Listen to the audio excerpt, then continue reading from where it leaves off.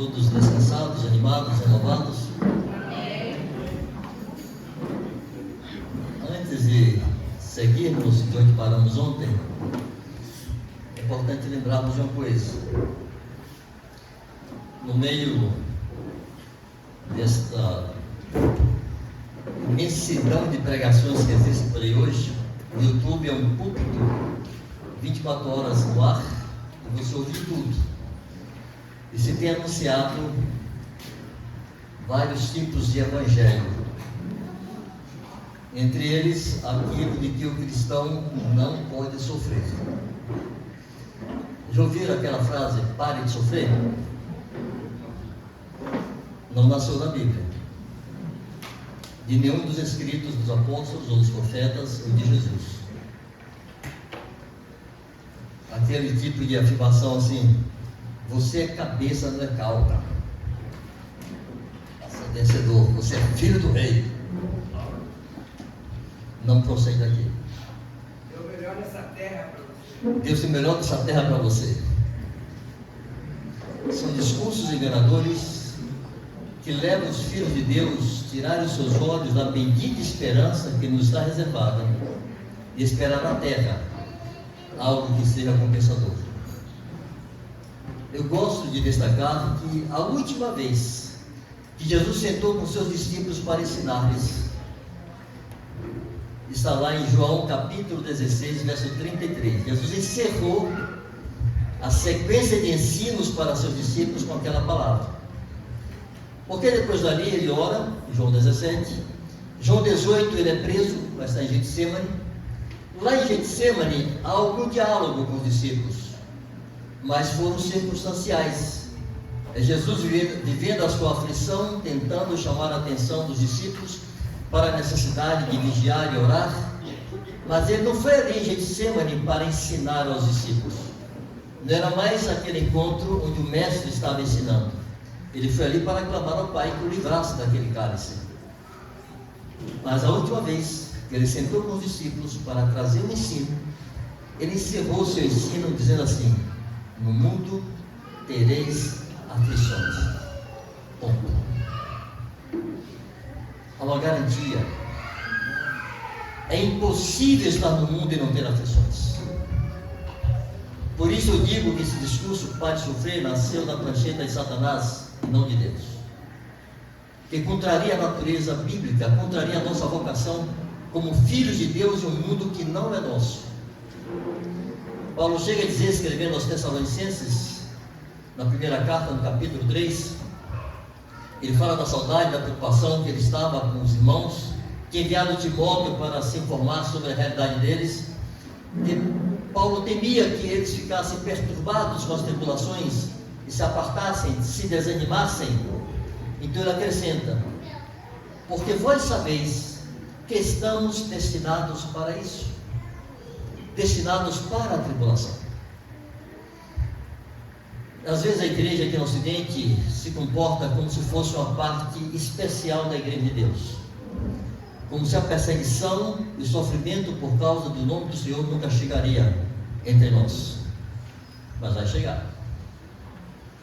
Olhamos para o Oriente, para a igreja no mundo muçulmano, no mundo comunista, ainda hoje, apesar de dizerem que o comunismo acabou, não acabou. Está em China, Coreia do Norte, Cuba, etc. Todo mundo muçulmano. Nós olhamos para aquela parte do mundo achando que é uma coisa muito distante de nós e que nunca chegará aqui.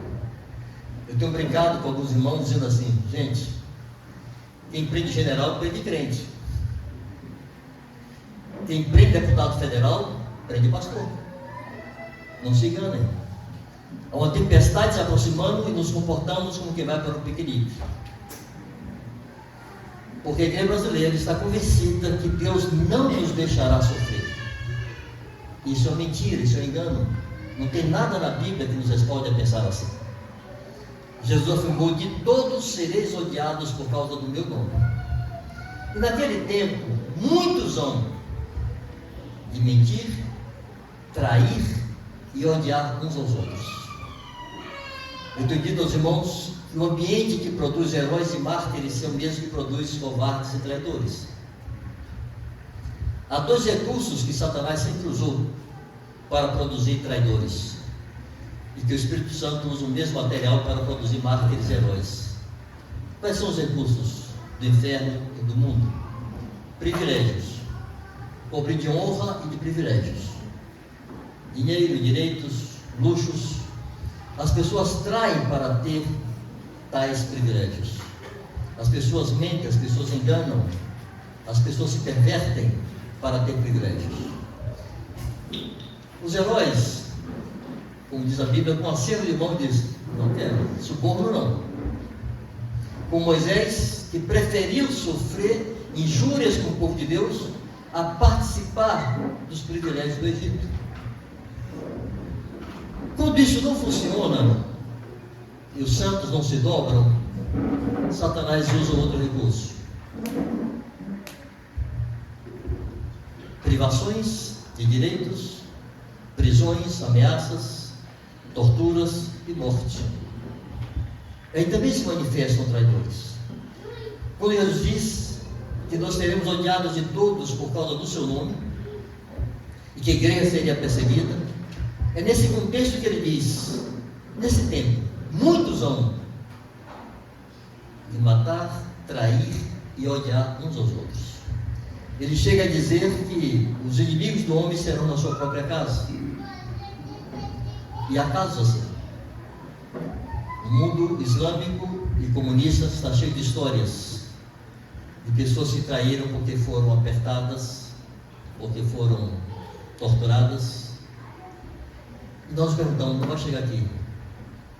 Chega. Permita-me um exemplo muito simples.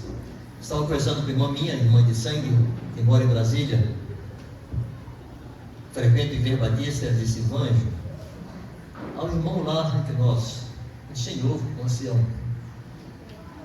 e a sua esposa gostava de ir lá para frente dos quartéis, então está lá fazendo aquela pressão que a turma fez aí em 2022. Aliás, a esposa dele ia regularmente, ele nunca ia. Naquele dia fatídico, ele disse: fica em casa, esposa, eu vou no seu lugar, para compor na prisão até hoje. É irmão nosso. E está passando bem na cadeia. Não é por causa do Evangelho, não é porque é crente, não. Muitas pessoas não convertidas foram presas. É só para dizer o seguinte: a lei está de cabeça para baixo, e qualquer um pode ser alvo. Não tem critério. Isso não vai chegar na igreja? Chegará. À medida que o nosso discurso se sustentar denunciando a impiedade, isso chegará na igreja. O problema é que a igreja, para se esquivar desse desconforto de perder privilégios, vai se distanciando daquilo que o Senhor estabeleceu. Me lembro que durante a tal pandemia, nosso governador lá na Bahia baixou um decreto: 8 horas, ninguém na rua. De jeito nenhum. Como assim?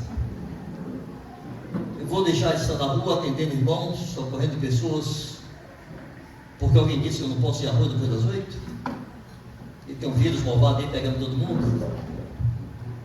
E muitas vezes, irmãos, eu falei: e se fosse detido? Detido saía.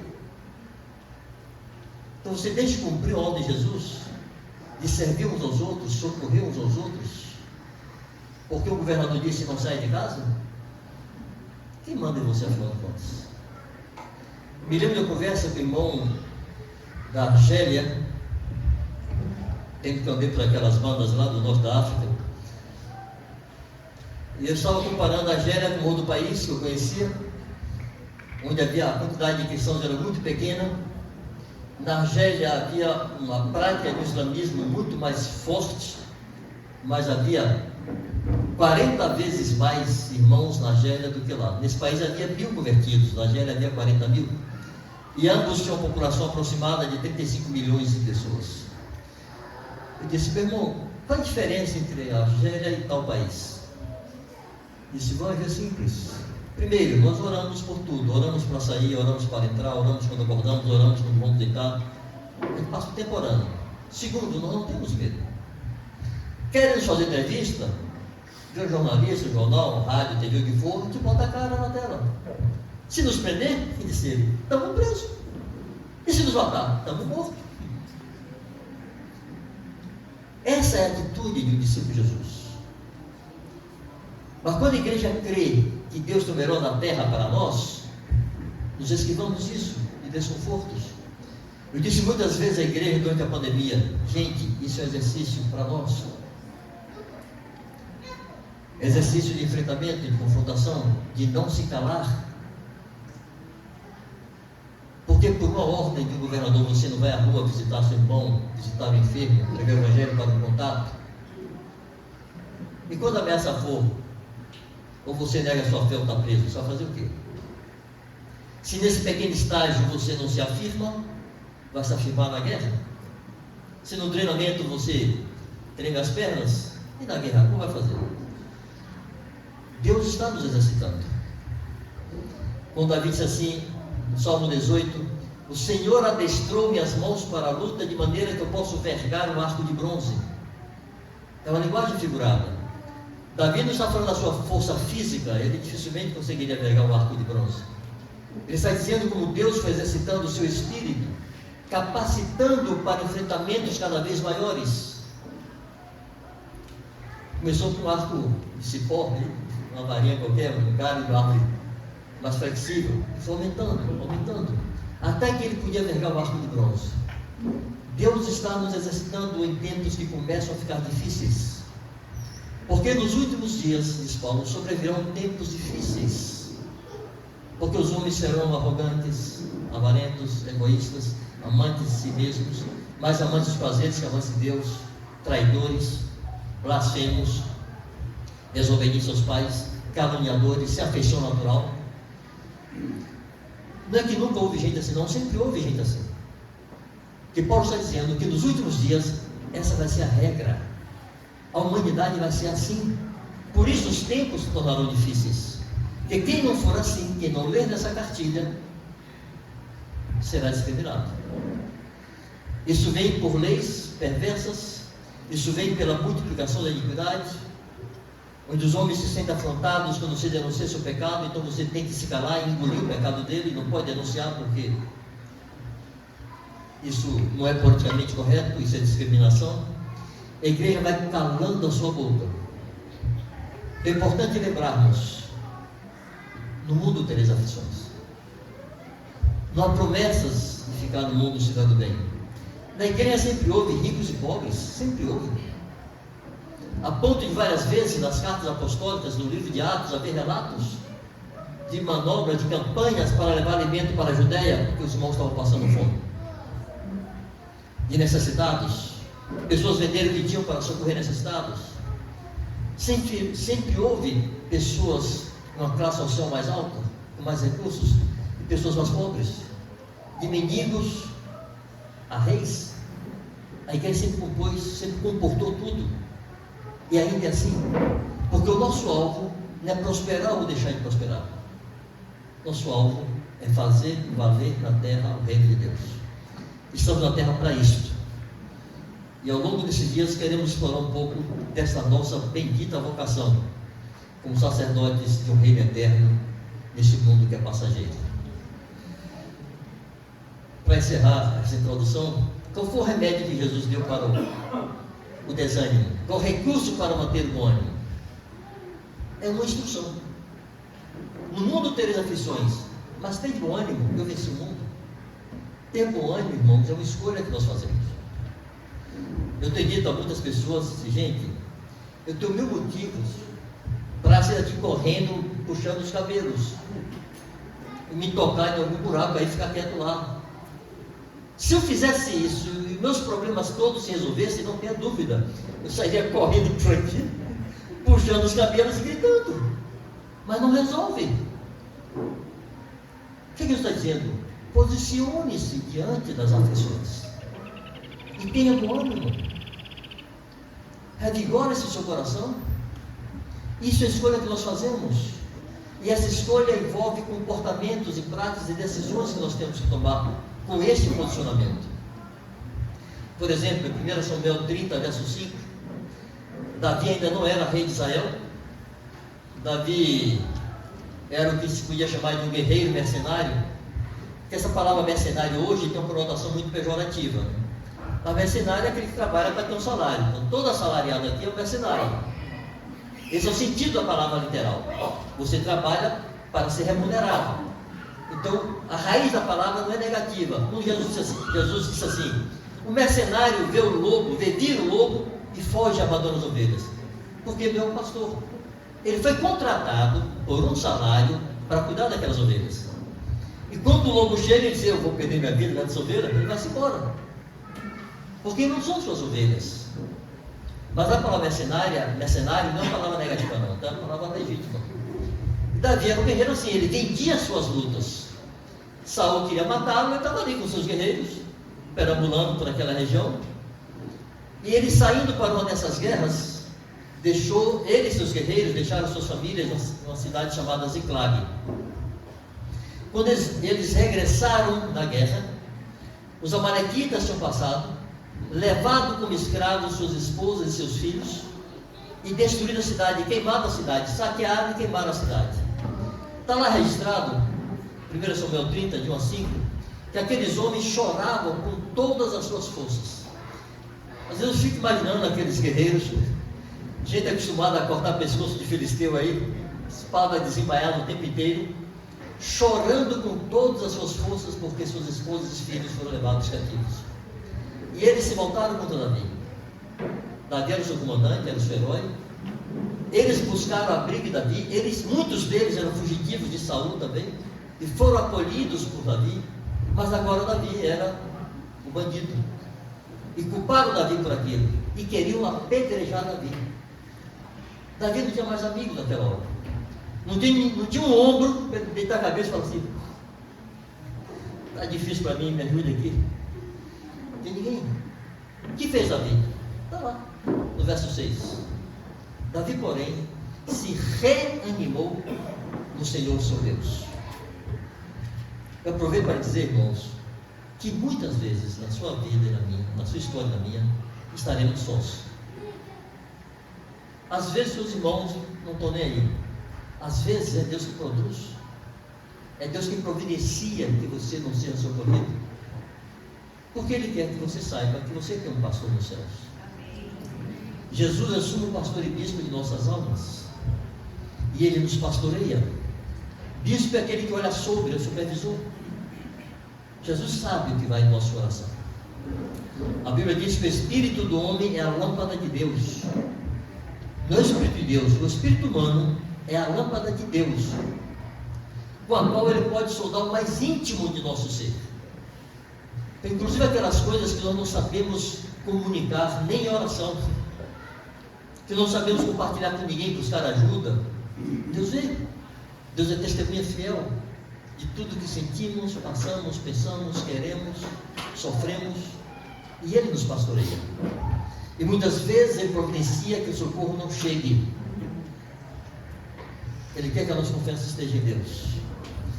No Salmo 9, verso 10, no Salmo profético, Davi diz: em Ti confiam os que conhecem o Teu nome. Mas só vou confiar em Deus inteiramente quando eu não tiver algum recurso. Enquanto houver algum recurso, eu vou me apoiar nele. Quando não tem mais nada, então eu confio nele. Mas eu preciso conhecê-lo. Foi isso que aconteceu com Jesus em Getsemane. E lá na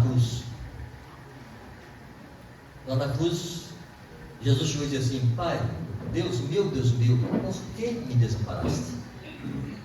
Por que ele está dizendo isso? Desculpe estar prolongando essa introdução, irmãos, mas acho que é importante a igreja ter a perspectiva correta da nossa relação com Deus. Jesus era o seu filho amado em que ele tinha todo o seu prazer, o qual não cometeu pecado e na sua boca se achou engano. Jesus era perfeito. Mas lá em Getsemane, o Pai se calou e não lhe respondeu. Lá na cruz, mesmo Jesus tendo passado todo o seu ministério dizendo que ele iria morrer, veio para isso. Ele disse muitas vezes que veio para isso, mas lá na cruz ele não entendeu. Não sei se é lá o secar. Alô? ele não entendeu. Por que ele não entendeu? Porque a sua mente humana estava perturbada com o seu sofrimento físico e emocional. Já se viu assim que você não sabe o que pensar, não sabe o que dizer? Está tudo confuso na sua cabeça? E Deus disse: por que me abandonaste? Conceitualmente ele sabia que aconteceria, mas na hora que acontece, perturba. E Jesus é homem de dores, e sabe o que vai acontecer. Ele é apto para socorrer, porque ele precisou de socorro. E ele quer que nós saibamos disso e façamos isso. Mas, irmão, Jesus não morreu com esse senso de abandono. A última frase de Jesus foi: Pai. Eu não era Deus meu, era Pai. E com quem volta à sua piedade, em tuas mãos entregue o meu Espírito. Ou seja, eu não sei o que tem lá. Eu vou estar cercado pelos touros de Bazã, pelos dentes dos leões, vou estar à morte, mas eu te conheço. Em ti confia os que conhecem o teu nome. Eu te conheço, em tuas mãos eu entrego o meu Espírito. Eu gosto muito, irmão, de destacar a humanidade de Jesus e sua identificação com a nossa realidade humana. Que uma das maiores heresias da história da igreja foi a ideia de que Jesus não era totalmente humano. Então ele nunca sofreu de fato o que sofremos. Jesus foi um ser docético, assim, meio vulto, meio espírito. Não é verdade, foi homem.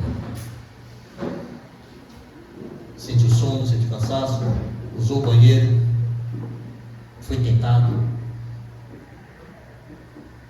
mas permaneceu. Disse: tem de bom ânimo, eu venci o mundo. É necessário que a igreja de Deus aprenda a debruçar-se sobre a fonte que não perece, que é o Senhor. Mas a igreja prefere fazer cisternas rotas que não retém as águas, como fez o povo de Israel. Irmão, só faz cisterna quem tem medo de acabar a fonte, de secar a fonte. Quem sabe que a fonte não vai secar, não faz cisterna. Não precisa guardar água, a fonte está ali. E o Senhor disse: vocês abandonaram a fonte das águas vivas, a mim me deixaram, a fonte das águas vivas, e fizeram para vocês cisternas rotas que não retêm água. Nos tempos do fim, irmãos, em tempos difíceis, a igreja precisará abandonar suas cisternas rotas e voltar à fonte das águas vivas, e recuperar o hábito de estar com o seu Deus, e buscá-lo, e adorá-lo, e cultuá-lo, e ser por ele consolado, e ser por ele animado, e ser por ele renovado, e renovado em si a disposição de morrer por ele. Você vai morrer, não vai? Ninguém sabe como. Assassinato, acidente, doença. Quantas vezes, desde a minha juventude, eu orei ao Senhor e disse: eu vou morrer. Deixa eu morrer por causa do Evangelho. Deixa eu morrer de outro motivo, não. Me deixa morrer por causa do Evangelho. A igreja precisa recuperar a glória de morrer pelo seu Senhor. Desejar isto, não ter medo disto, porque não temos medo da morte. Jesus, com a sua ressurreição, livrou a todos. Ele provou da morte, ressuscitou, venceu a morte, para libertar todos aqueles que, pelo pavor da morte, estavam escravizados por toda a sua vida. Está lá em Hebreus capítulo 2. Amém? Eu vou tentar fazer um resumo bem rápido do que foi compartilhado ontem, da ideia que quisemos comunicar ontem, tá? A ideia principal era o seguinte: Deus, a Bíblia diz que nós somos a casa de Deus. Isso está em Efésios 2, 19 a 22. Isso está em 1 Pedro, capítulo 2, versos 5, 6. Isso está em Hebreus, capítulo 3, verso 6. E Paulo, em 1 Coríntios 3,10, fala sobre lançar o fundamento para edificar a casa de Deus. Esses textos todos apontam para a igreja como sendo a casa de Deus. Está em 1 Timóteo 3,15 também. A igreja é a casa de Deus. E não está se referindo ao templo, ao lugar físico, a uma construção. Está se referindo aos santos que foram remidos pelo sangue de Jesus. E que juntos formam, como pedras vivas que são, estão sendo edificados para a habitação de Deus. Então Deus habita no meio do seu povo. Deus não habita em um templo feito por mãos humanas. É importante sabermos, irmãos, que enquanto estamos aqui nesse retiro, cultuando ao Senhor, há cristãos em todo o mundo, em catedrais luxuosas. Nos Estados Unidos tem templos que são enormes, gigantescos, luxuosos. É um país protestante. A Europa já teve seu templo também, assim, está muito secularizada hoje, mas já teve seu templo, entre aspas, de ouro, com a predominância protestante. Há cultos em ambientes assim, mas há cultos em choupanas, no meio da selva amazônica.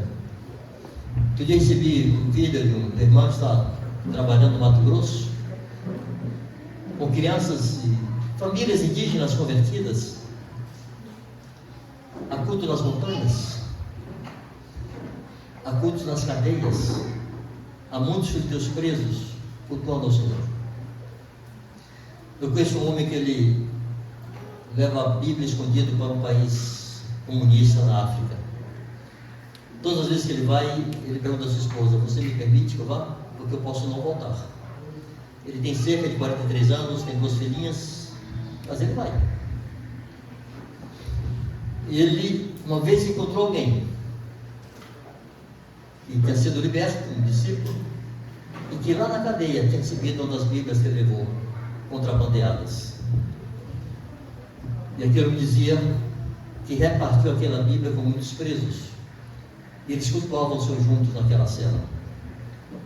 Deus está sendo cultuado em qualquer ambiente, no meio do mato, no deserto, em tendas de beduínos lá no Saara, em templos luxuosos aqui, em cadeias, em containers. Os irmãos são aprisionados em containers, na Eritreia, por exemplo. Deus é cultuado.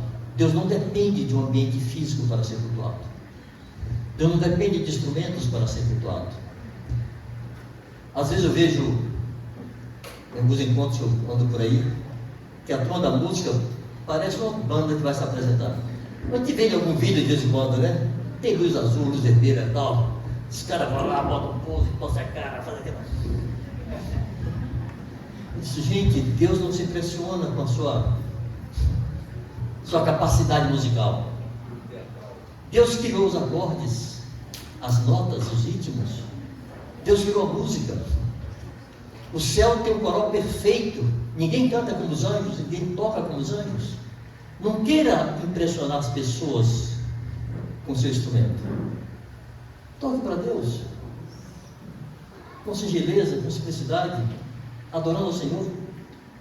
Os músicos da igreja não são uma apresentação para o público, para Deus. De preferência, fique de costa para o povo, porque o povo quer ver a cara do músico, né? Está todo mundo olhando para a cabeça do outro, olha para a cabeça do músico também, fica aqui de costa. Mas a música é dar show, mostrar seu talento, a nota dissonante que ele bota ali, sobe e desce, vai, faz careta e tal. Aí daqui a pouco faz cabelo, bota brinco, bota tatuagem, bota uma lambança, porque é um artista. Mas diz que é um adorador. Se é adorador, é para Deus. O louvor é para Deus. Não é uma apresentação a um público que vai me admirar. Então Deus é cultuado em ambientes assim, tem gente com música muito sofisticada, é cultuado em uma cadeia, com gente suja e fedorenta, porque não toma banho há meses, porque não é deserdado. Os verdadeiros adoradores adoram a Deus em espírito e em verdade, e isso Ele recebe. Nós precisamos, enquanto temos verdade, desenvolver essa disposição, cultuar ao Deus, nosso Criador e nosso Pai, com toda a definição, quando juntos e sozinhos em casa. Amém? De vez em quando eu abro uns parênteses bem grandes assim, viu? Mas eu volto. A ideia da planta. A igreja é a casa de Deus. Nós somos a casa de Deus. E nós cultuamos a Deus. Deus é adorado no meio do seu povo. Não é um ambiente físico, é o Espírito do seu povo, unidos ao Espírito de Cristo. E Deus quer edificar cada um de nós. E todos nós juntos, como a sua casa, como a sua igreja, coluna e baluarte da verdade. A igreja tem que expressar a verdade. A igreja é a sustentação, é a coluna. E a defesa, a coluna e baluarte da verdade. Porque Deus é verdade, a igreja é a sua casa. Então a vida da igreja aí fora tem que apresentar, tem que manifestar isso. Pois bem, Deus tem uma planta para edificar a sua casa. Deus não deixou o gosto de cada um. Eu disse aqui ontem que o fundamento serve para dar sustentação à obra e para dar forma à obra. Então o arquiteto fará o desenho dele, o engenheiro faz os cálculos e lança o fundamento com o formato daquele desenho, daquela planta. E ninguém pode fugir daquilo. Mas a igreja tem se permitido fugir a isso. E cada um edifica como dá na sua cabeça. Fico imaginando assim, alguém vai construir um projeto, contrata vários pedreiros e deixa por conta deles escolherem o que eles querem edificar. Aí um quer edificar uma academia de polícia, o outro quer edificar um hospital, o outro quer edificar um shopping center, o outro quer edificar um prédio de apartamentos. Vai ser uma confusão. Vai ser uma confusão. Deus não deixou entregue a inspiração humana à sua casa. Tem ingredientes que têm que estar presentes nessa planta.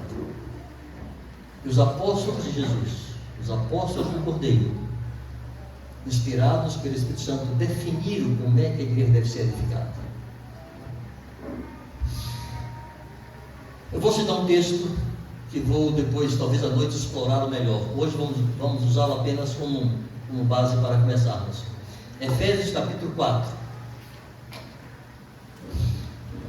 versos de 11 a 16. Nós não vamos ler o texto todo, mas lá está escrito assim: e Ele mesmo concedeu, Ele quem? Jesus, uns para apóstolos, outros para profetas, outros para evangelistas e outros para pastores e mestres.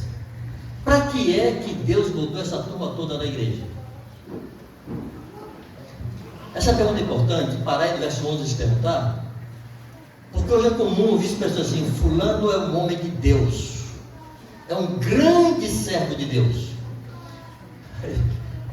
O irmão que já não está conosco, chamado Moisés Cavalheiro, diz assim: se é grande, não é servo. Se é servo, não é grande. Você tem que decidir, você quer ser grande ou quer ser servo? Porque servo grande não existe, servo é escravo. Mas essa onda de homens especiais que dão ibope, está aí. Então o cara tem toda uma pose para se apresentar, porque ele é fulano de tal, que tem fama assim assada. Essa turma não foi colocada aí para isso. Paulo chega a dizer que Deus estabeleceu os apóstolos como os últimos, escolha de todos, lixo do mundo. Não é essa imagem projetada hoje. Mas aquilo para o que esses homens foram estabelecidos é bem explicitado aqui em Efésios 4:12. Eles foram colocados aí com um propósito bem específico e bem definido, e nós não temos o direito de fugir a isso. Nem um presbítero, ninguém que tenha algum dom ministerial, um ministério específico, pode fugir aquilo para o que Deus estabeleceu na sua planta para a sua casa. Esses homens foram estabelecidos aí para correto ordenar os santos, ou aperfeiçoar os santos. Então a sequência do texto diz assim, depois que fala de apóstolos, profetas, evangelistas, pastores e mestres, diz com vistas, com a intenção de correto ordenar, de aperfeiçoar os santos. Para que é que os santos devem ser aperfeiçoados ou corretamente ordenados? Para o desempenho do serviço. É para que cada santo possa servir.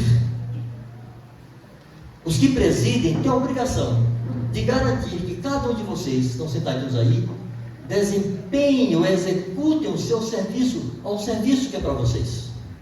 E nós vamos explorar isso aqui, porque isso está na planta de Deus para a sua casa.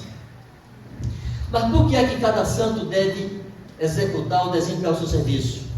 Está lá, para edificação do corpo de Cristo.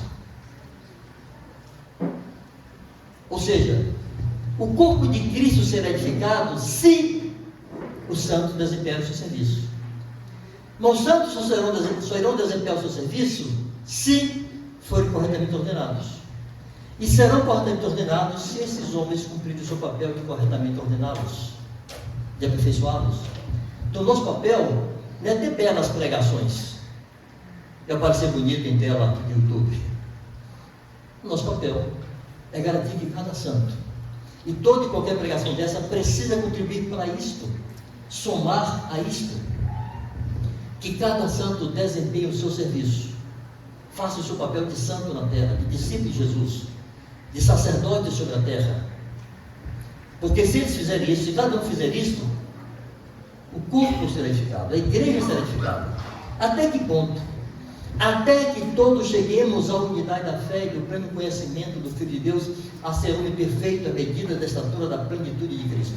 Ou seja, que o corpo expresse a grandeza do cabeça.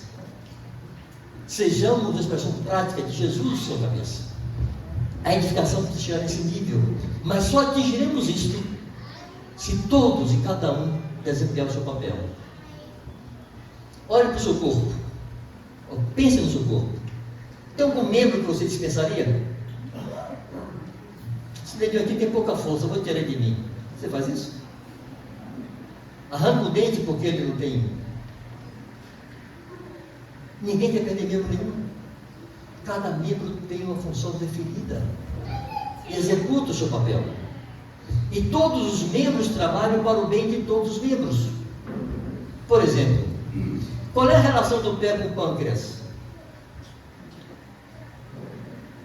O pé não está próximo do pâncreas, o pé está lá embaixo. Mas se o pâncreas deixa de funcionar e a pessoa se torna diabética, há um risco de perder o pé. Então o pâncreas deve funcionar para o bem do corpo todo. Todo o corpo pode ir à falência se aquele órgão falhar. Imagine uma parábola aqui, meio armengada, né? Meio improvisada. Imagina a conversa da mão com o olho. O olho diz assim: mão, eu soube aí, a boca me disse que o fígado não está bem, mas eu não consigo chegar lá. Dá para você dar uma palpadinha? Eu não sei se dá para palpar o próprio fígado, né? Mas vai na mão e dá. Só, está inchadinho, mas eu estou bem, viu? Eu estou aqui tranquilo, livre, leve e solta, estou tranquilo. Aí eu também, diz o olho. É? E se for hepatite? O olho fica amarelinho, né, doutor? As mãos ficam amarelinhas e o corpo vai para o buraco inteiro, porque o membro adoeceu. Irmãos, não existe a parte sã do corpo e a parte doente do corpo. Ou o corpo está são, ou o corpo está enfermo. Se todos os santos entendessem isso, teria menos briga na igreja. Queira que seu irmão esteja bem por causa do corpo. Faça você o que é certo por causa do corpo. Faça bem ao corpo de Cristo. É com essa ideia de corpo e casa edificada que os apóstolos escreveram tudo o que escreveram. Membros uns dos outros, edificando-se uns aos outros, cuidando dos outros, para que a construção seja perfeita e o corpo esteja saudável. Então foi essa ideia ontem, irmãos, que há uma planta e Deus quer que edifique conforme Ele estabeleceu, não conforme da nossa cabeça. Então vamos buscar alguns ingredientes que constam dessa planta. O almoço 1h30. Eu pensei que lá pelas 12 horas, daria um intervalozinho, para vocês tomarem água, ir ao banheiro, tomar um cafezinho se estiver disponível, dar uma caminhada, acordar direito, né? Dormimos pouco. E voltamos umas 12h15, seguimos até. Então se animem, porque vai ter um intervalo daqui a pouco, né? Não vou maltratar tanto vocês assim de uma vez só não.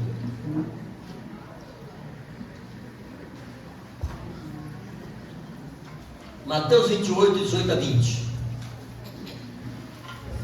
Esse vocês sabem de cor, né? Vamos repetir juntos? O que está escrito lá? Mateus 28, 18 a 20.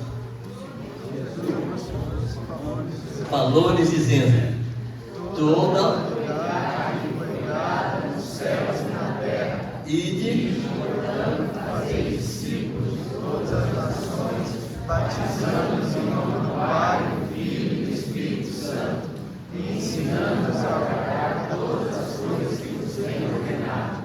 E eis que estou convosco todos os dias até a consumação dos séculos.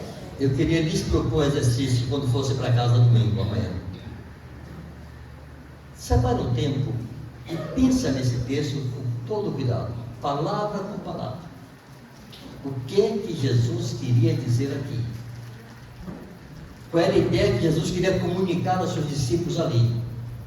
Sabe por que eu penso isso, irmãos? Porque o risco de estarmos acostumados com algumas palavras e não sermos mais impactados por elas é enorme. Nós temos vícios igrejeiros de interpretação das Escrituras. Nós temos almofadas em nossa consciência que diminuem o impacto de algumas palavras. Nós temos muitos filtros em nosso entendimento. Filtros que não encontramos na Bíblia, não. Esses filtros nós encontramos em ensinamentos de outros, que gera uma predisposição, uma premissa. E nós interpretamos todos a partir dessa premissa. E se a premissa estiver equivocada? Me lembro que, quando estávamos no norte da África, começamos a evangelizar uma menina que era colega de nossa filha na faculdade, e até então ela sabia que nós éramos cristãos, mas ela não sabia sequer que havia Bíblia em árabe. Ela não sabia que havia Bíblia em árabe. Aí, quando adquiriu-se suficiente confiança para conversarmos mais abertamente sobre o Evangelho, lá sentada à nossa mesa, uma Bíblia em português que eu lia, uma Bíblia em francês que meus filhos liam, e a Bíblia em árabe que ela lia. Era por tabela. E lemos o texto. Ela lia aquilo, era impressionante a expressão do seu rosto. Seus olhos brilhavam. Ela olhou para mim assim: eu posso ler de novo? Claro. Ela lia. Sim. Eu posso ler de novo? Ela leu umas 5 vezes. No mínimo 3 vezes ela leu. Eu fiquei pensando, o que é que há nessa palavra que impressionou tanto essa moça? É simples. A sua mente era virgem com respeito às palavras de Jesus. Ela nunca tinha ouvido. E ela ouviu aquelas palavras quando os discípulos de Jesus as ouviram pela primeira vez. E produziu na mente dela um impacto que talvez já não produzisse na minha, nem na nossa. Então eu digo, tome de novo essa palavra em Mateus 28. Se imagine lá em Betânia com Jesus. Jesus terminando de falar isso e sendo assunto aos céus. E as consciências nossas marcadas com aquela ordem. Isso é o que Ele quer que eu faça. Ele mandou fazer isto. E compare com aquilo que você está fazendo. Compare inclusive com o nosso modelo de obra. Se o que fazemos corresponde àquilo. Se a nossa maneira de funcionar como igreja atende a essa ordem de Jesus. Porque, irmão, Jesus não está pedindo. Ele é o Rei. Ele é o Senhor. E nós falamos que Ele é Deus. E nós o adoramos. E Ele não veio apenas para morrer na cruz e salvar a mim e a você. Aos salvos Ele disse, façam isso. E nós temos que ir lá resgatar a grandeza e o poder dessa ordem. Façam discípulos. Batize-os. Nos ensine a guardar. Irmãos, a tradição cristã ao longo dos séculos foi destruindo o poder da verdade. Você quer ver uma coisa? Até o tempo apostólico, primeiro século, em cada cidade só havia uma igreja. Em cada igreja desta havia vários presbíteros ou vários bispos, que é a mesma coisa. Vários. O Novo Testamento nunca se refere aos que presidem, chamando o presbítero. Presbíteros ou presbitério. Ou é o plural, é o coletivo. Mas nunca é um presbítero sobre a congregação. Por isso aqui tem 3. O mais velho, reconheceu-se mais 2. A unidade diferente, a experiência diferente, mas são iguais. Ismar não tem mais autoridade do que o mais velho, que foi o primeiro. Seus companheiros, chegaram depois, são seus companheiros. Wagner e Gélis. presbíteros. Esse é o ideal de Deus. Então assim, no modelo neotestamentário é esse. Mas no segundo século começou a mudar. Aí havia um bispo sobre várias localidades. Aí o bispo virou o supervisor de várias igrejas. E em cada igreja dessa havia presbíteros sujeitos àquele bispo. Foi mudando. E se estabeleceu. A Igreja Católica vive esse modelo hoje. O que mais mudou? A igreja não tinha templos. Tinha locais de reunião, mas era as casas dos irmãos. E, gente, não era porque havia perseguição e dificuldade que houve intervalos de paz. A igreja sempre entendeu que Deus não habita em templos feitos por mãos humanas. E que a igreja é a família de Deus. E aqui, quem consegue ser família aqui? Imagine que todas as nossas reuniões fossem assim. Um sujeito aqui na frente pregando, um povo aí sentado, louvando ao Senhor, porque o instrumento ajuda, se não tem instrumento é capaz de não cantar nada. Aí está indo para casa, levanta, Senhor, amém, vai para casa. Ninguém sabe mais quem é quem. Irmãos, aqui por 2 horas, 3 horas, eu posso botar uma capa de Batman, de uma aranha, aí se aparecer um herói bonitão. Vamos lá para minha casa para ver comigo. Vai ver o que minha esposa pensa de mim. Vem para o dia a dia. Conhecer as manifestações da carne de cada um. De murmuração, de impaciência, de ira, de maldizer, de fofocar. Lá convivendo. Igreja é família. E a casa força o relacionamento íntimo. Como saber que alguém é necessitado de alguma coisa? Em um grupo pequeno de 20 dentro da casa é possível identificar e socorrer e fazer o bem. A Bíblia manda usar de hospitalidade. Seja hospitaleiro sem murmuração. Praticar a hospitalidade, porque alguns sem saber hospedaram anjos. Mas como se sabe quem é aqui, quem pode e quem não pode hospedar, se eu vejo de reunião em reunião? Isso foi mudando. No segundo século tinha locais de reunião, não eram templos, eram casas, ambientes grandes, mas chegou-se a construir templos para que a gente diz, esses templos passaram a ser chamados de igreja, mas não está na plantação. Hoje nós temos pastoras por aí, mas não está na plantação. A Bíblia não contempla pastores. Se foi agregando coisas. Com a passagem dos séculos, a tradição substituiu o que está escrito. E o fato de nós estarmos repetindo verdades, citando textos, não significa que esses textos sejam verdade em nós. Irmãos, a diferença é enorme entre você simplesmente ter um assentimento mental, você concordar com um conceito e você transformar esse conceito em uma verdade que revoluciona a sua vida, que te obriga a viver naquela forma. Vou dar um exemplo simples: andar na luz. Por que a Igreja Católica ensina que se deve confessar os pecados aos padres, que seriam os bispos, seriam os presbíteros, né? Então a Igreja Evangélica e protestante não confessa pecado, confessa a Deus.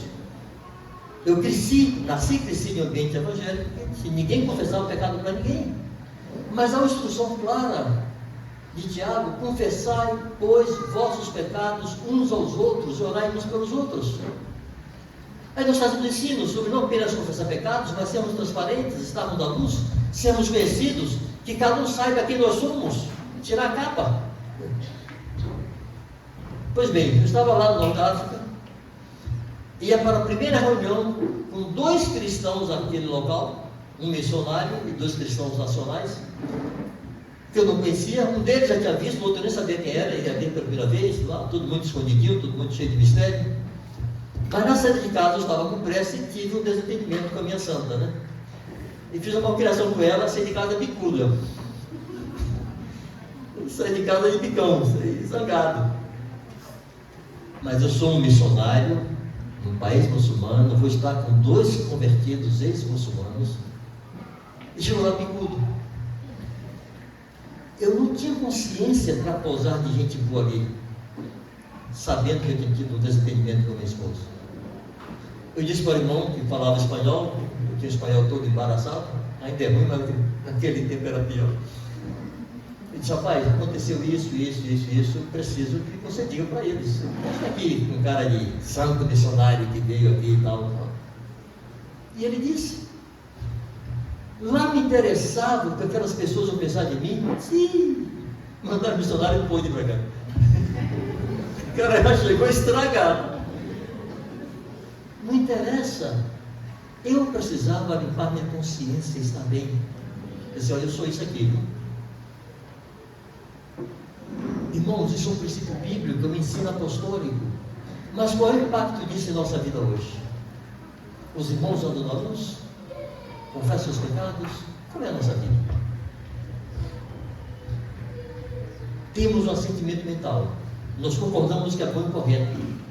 Mas pusemos por prática? Como fazemos? E assim, desde a estrutura de funcionamento da igreja até a prática da doutrina, a tradição foi substituindo. Então eu digo a você assim, quem foi que se batizou aqui mais recentemente? Como é teu nome? Nicolas. E quando tem batizado, Nicolas? 2 meses. Quando você foi batizado, você era assim, Nicolas, você creu em Jesus, você entendeu o Evangelho, você arrependeu, mas é o seguinte, você vai fazer um curso de catecúmenos de 4 ou 5 meses. Você é irmão, tá? Você aceitou Jesus como seu Salvador, vai fazer um curso e depois vai ser batizado. Quando tiver mais uns 3, 4, 5 ou 10 para conversar com você, aí bota uma bata branca e a família vem tirar foto. Foi assim? Não. Onde é que isso entrou na igreja? Quando entrou? Porque todos os registros de Atos dos Apóstolos, o batismo era imediato. Entendeu? Creu que Jesus Cristo é o Senhor e que Deus o ressuscitou dentre os mortos, se arrependeu, ou seja, entregou sua vida a Cristo, batiza. Não há um único registro que esperou um dia. Em Pentecostes foram 3.000 no mesmo dia. Foi uma trabalheira infeliz para batizar 3.000 pessoas no mesmo dia, de improviso. Por que faziam isso? Porque no ouvido deles ressoava: façam discípulos e batize-os. Não era uma questão teológica, era uma ordem de Jesus. Não tem o que interpretar. Prega o Evangelho, faz discípulo e batiza, ponto. Agora, o que é um discípulo para o batizado? Esse é o ponto. Eu imagino que os irmãos começaram a permitir essa tradição de esperar 4, 5 meses ensinando, porque não leva muita fé no que aquela pessoa creu. Não sabe direito o que vai na cabeça dela. Não sabe se ela está comprometida com Cristo, nem com a palavra de Deus. E por que não sabe? Porque pregou o Evangelho meia boca. Porque falou que Jesus ama, que Jesus salva, que Jesus morreu por você, mas não diz para você, nega a si mesmo, tome sua cruz e sigam. Ele agora é dono da sua vida. Não diz isso. Mas Jesus disse isso. E os apóstolos disseram isso. Então o Evangelho pregado só se definia quem cria naquilo. Será que entre aqueles 3.000 não tinha ninguém que participou da crucificação de Jesus? Tinha muita gente. Por que eu posso afirmar isso? Porque eles se compungiram. Quando Pedro encerrou seu discurso, dizendo assim, depois de ter falado muito de Jesus, ele disse: esteja, pois, certa, absolutamente certa, toda a casa de Israel, de que a esse Jesus a quem vós crucificastes, Deus o fez Senhor e Cristo. O resultado dessa afirmação é que o Espírito Santo moveu na mente da consciência daquele povo uma convicção: vocês mataram o ungido de Deus, vocês são culpados. E eles se compungiram. O que é alguém compungido? Quebrantados, choravam e disseram: que faremos? Estamos em condenação, o que faremos agora? Pedro não considerou que aquele choro fosse arrependimento. Choro é fruto de uma emoção forte em nosso coração. Pode ser fruto de uma confrontação com a verdade. Mas Pedro olhou para aquele povo chorando e disse: arrependam-se. Arrependimento não é um choro, arrependimento é uma decisão consciente. Isso está mal, então vou fazer diferente. Eu ia caminhando para cá, é muito errado, agora eu vou caminhar para cá. Isso se decide com sobriedade, é algo consciente. E aquele povo sabia disso, sabia que Pedro estava apresentando Jesus como Senhor de todos, Kyrios, maior do que César. Obedecer a Cristo significava, se necessário, desobedecer a César. E eles sabiam disso. Eles sabiam que tinha punição para isso, inclusive morte. Mas quiseram. Por que não batizar essa pessoa? Por que não levá-la a nascer de novo, ser unida a Jesus por meio do batismo? Por que não fazê-lo? Por mais que se tente ensinar um bebê, por exemplo, mas essa instrução do bebê acontece quando ele nasce. Até ele nascer, a mamãe faz carinho, diz que é bonitinho, que é fofinho, quer que o marido fique igual a ela, admirando aquele bebê ali o tempo inteiro. O marido não faz muito isso, mas a mamãe quer que faça. Mas não se educa um bebê na barriga, se educa quando nasce. Nós não seremos instruídos na doutrina do Senhor enquanto não nos tornarmos filhos dele. Quando nascemos de novo, recebemos a habitação do Espírito Santo, temos a indagação de uma boa consciência para com Deus, como Pedro fala, sua primeira carta, capítulo 2, verso 20 a 23, eu acho.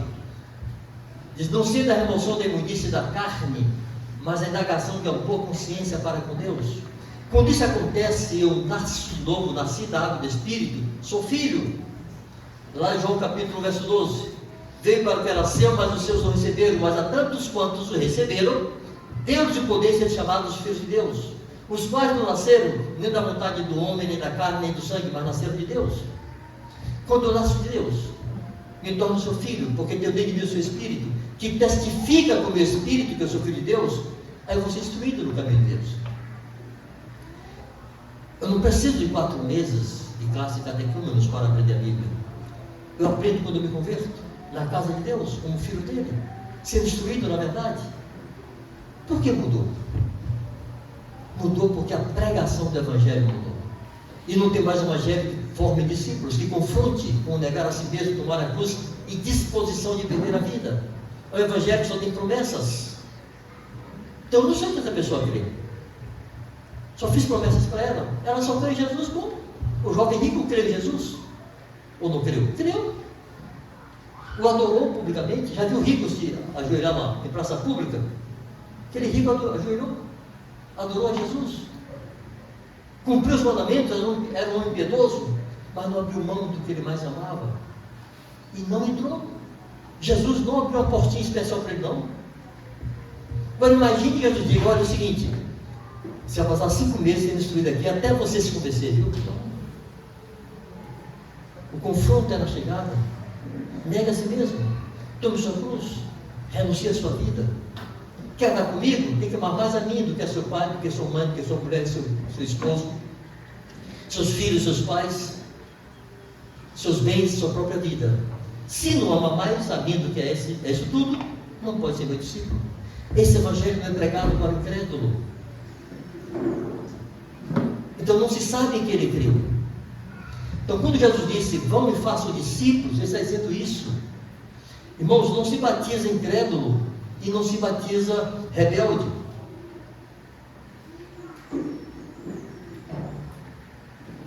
Quando Felipe estava para batizar o eunuco, lá em Atos 8, batizar a Bíblia, estava pregando o Evangelho para o eunuco, e o eunuco disse: eis aqui água, quem pede que eu seja batizado? Felipe disse: se crês de todo o coração. Então a minha pregação do Evangelho precisa conduzir a pessoa que está ouvindo a crer em Jesus. E para ela crer em Jesus, eu tenho que falar muito de Jesus, da pessoa de Jesus, quem é Jesus, o que ele fez, para que a pessoa possa crer na obra redentora da cruz. Depois que a pessoa entende que é um pecador, que seus pecados o condenam, que seus pecados trazem sobre ele a ira de Deus, por essas coisas vem a ira de Deus sobre os filhos da desobediência. Nós éramos por natureza filhos da ira, como também os demais.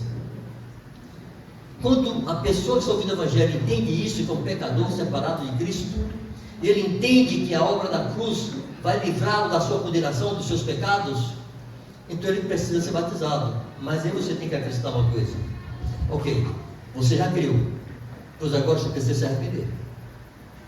Aquela multidão lá em Jerusalém, no Pentecostes, creu, mas tem que se arrepender. Aí vem a apresentação do que Jesus condicionou para alguém segui-lo. Quer vir após mim? Nega a si mesmo, tome sua cruz e siga-me. Senão você não pode. Renuncia a tudo quanto tem? Se não renuncia, não pode. Isso tem que ser apresentado. Quando alguém crê e se arrepende, aí você batiza. Paulo batizou o carcereiro lá no meio da madrugada, porque à meia-noite aconteceu o terremoto. Tá? Paulo e Silas lá, à meia-noite tem o terremoto. Aí todo mundo acorda, o carcereiro viu que as celas se abriram, as correntes também, queria se matar. Paulo diz: não se mate não, peraí, calma, vamos conversar. Vai para a casa do carcereiro e Paulo prega o evangelho. Se o terremoto foi meia-noite, até essa confusão toda terminar, já era as 2 da manhã. Por que Paulo batizou aquilo naquela hora da madrugada? Alguém disse: não, é porque Paulo tem que fugir. Paulo não fugiu.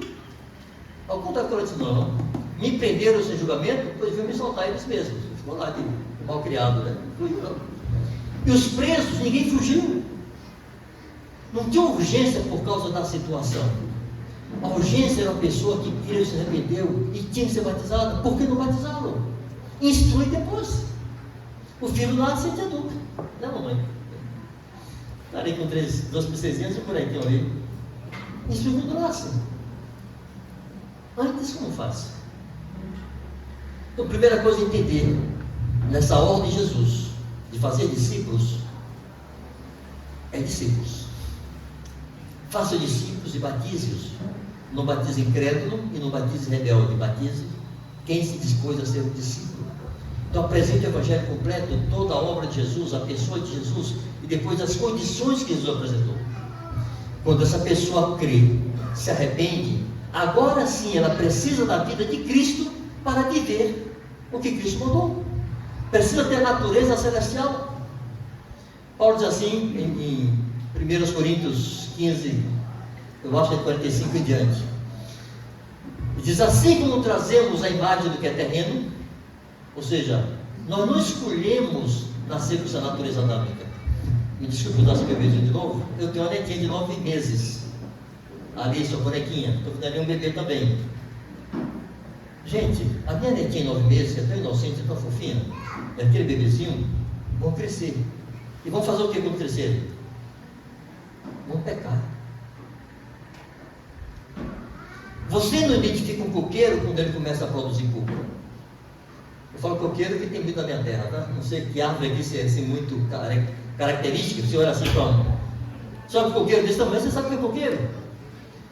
E você não olha para o coqueiro e pensa assim: o que será que essa árvore vai dar quando crescer? Será que é manga?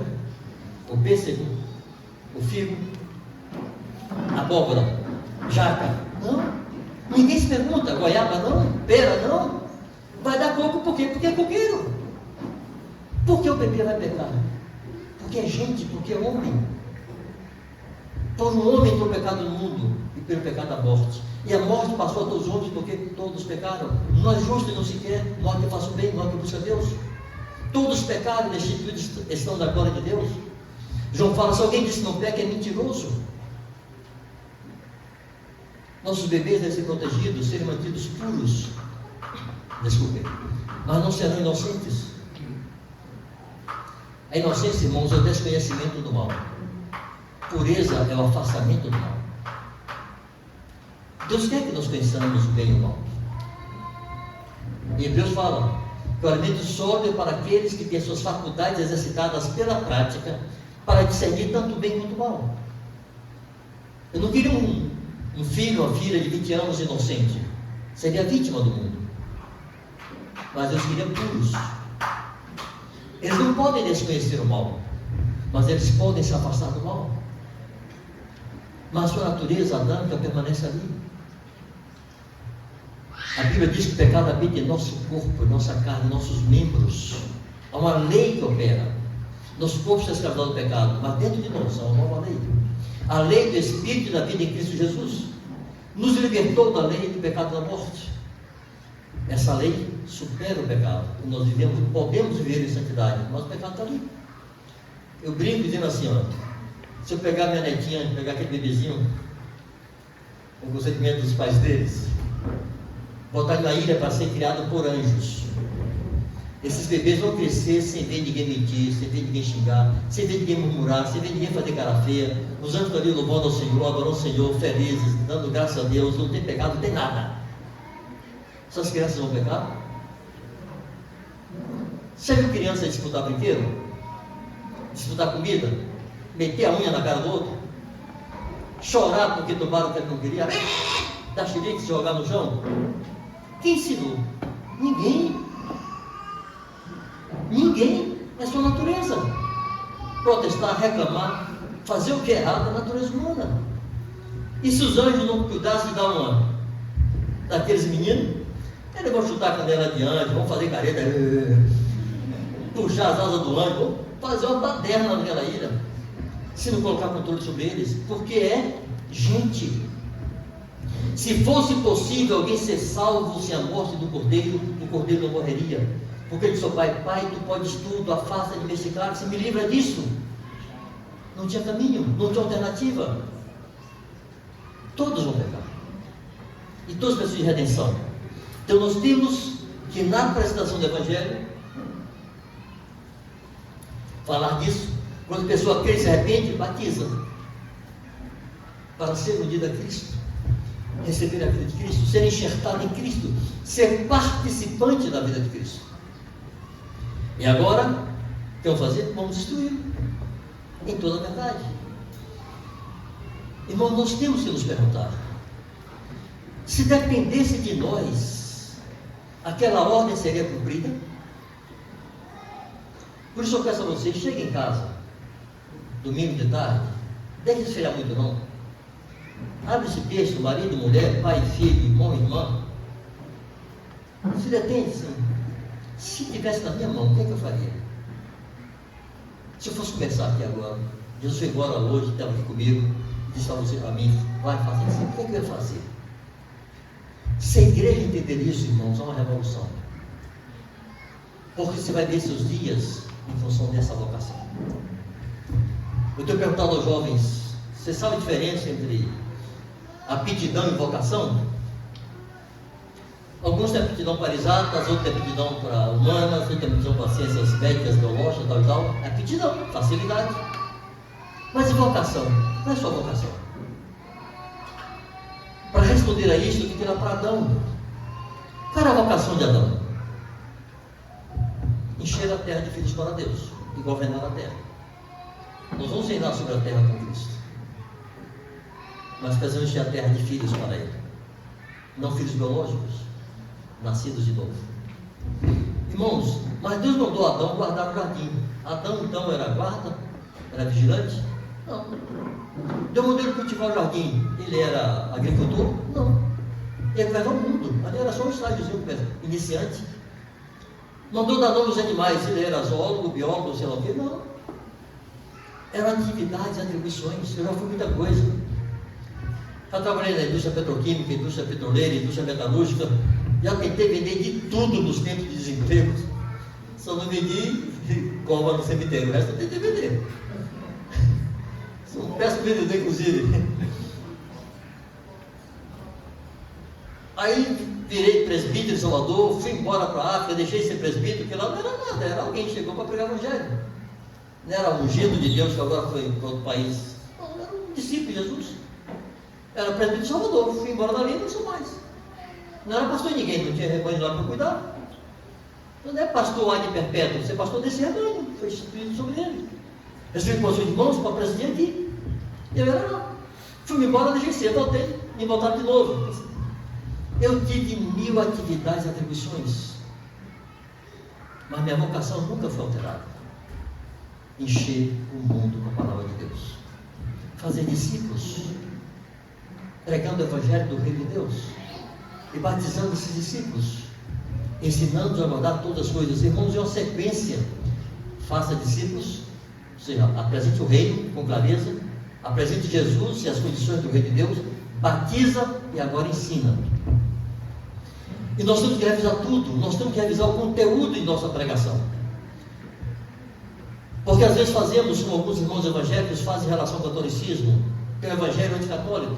Nós podemos estar apresentando o evangelho anti-evangélico. Então, por que está por aí o evangelho de ofertas, que prega que você tem melhor na terra para você, que você é filho do rei, que você não sofre tal e tal? E nós queremos pregar um reino sem promessas. E tome preço. Você tem que calcular o preço, você tem que negar a si mesmo. E não falamos nada de Jesus. Não, fala de Jesus. Os apóstolos falavam de Jesus primeiro. As pessoas criam, eles apresentavam as condições. Está pregando para alguém? Não tenha pressa. Não sai falando de batismo para quem não quer se batizar. Não diz para alguém que não viu seus pecados e não enxergou a cruz de Cristo. Não manda essa pessoa tomar a sua cruz, que ela não vai tomar. A troco de quê? Vai negar a tudo? Para quê? Se não chegou o tesouro, se não chegou a Cristo, apresenta a Cristo abundantemente, ora para aquela pessoa e fala de Jesus. Quando aquela pessoa crê, aí você fala das condições. Quando ela se arrepende, você batiza. E agora vai ensinar ela a guardar tudo. Deixa eu pegar um exemplo prático. Assim, eu já batizei gente 1 da manhã, debaixo de chuva, na praia.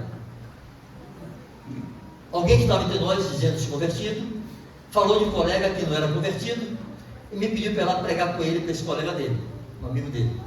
Nós fomos, e a pregação entrou noite adentro, saímos de lá, já era quase meia-noite. Aí esse irmão disse para mim: rapaz, eu vi que ele não entendeu nada, viu, Borges? Ele nem tinha interesse, estava ali abrindo a boca, pedindo a Deus que a gente fosse embora. Mas eu entendi, eu não sou convertido não. Eu não sou convertido não. Eu nasci no evangelho, tal, cresci assim, eu nunca me arrependi, eu nunca criei Jesus, pelo amor de Deus, me batize. Rapaz, é meia-noite, está chovendo. Vamos para casa, mas de manhã disse: não, Anjo, pelo amor de Deus, eu preciso nascer de novo. Fui procurar uma praia debaixo de chuva, 1 hora da madrugada, para batizá-lo. A urgência é de quem enxergou os seus pecados e quer nascer de novo. A urgência é de quem entende que é um rebelde contra Deus, está vivendo sua própria vida e quer entregar-se a Jesus. Eu não posso negar isso. Bom, há um irmão muito querido, tenho falado muito dele, chamado Reginaldo. Ele me procurou quando ele tinha 17 anos, eu tinha 27. Me procurou porque um primo meu falou de mim para ele. Ele era colega de escola, foi lá para casa para ouvir o evangelho. Nos é pregado. Aí nesse período, minha esposa ficou grávida da nossa última filha. Eu estou lá pregando para o sujeito. E ele ia lá em casa regularmente. Conversava. Chegou a hora que Gina disse assim: pô, ele não tem nada não, ele está enrolando. Tá bom, mulher. Eu espero um pouquinho. Enquanto ele não desistiu, seguimos aqui. Um ano, minha filha nasceu e o moço do lado. Mas ele queria ouvir. Ele tinha dificuldade de entender, tinha umas ideias esquisitas na cabeça dele. Aí um dia ele me liga e diz: Anjo, eu não consigo mais dormir, não consigo mais comer, eu já não consigo me respirar, me batize pelo amor de Deus, seu irmão. Agora a gente vai. Não futuca o casulo antes da lagartinha virar borboleta. Não apressa a obra que Deus está fazendo na consciência de alguém. Vai pregando e orando. Não força a barra.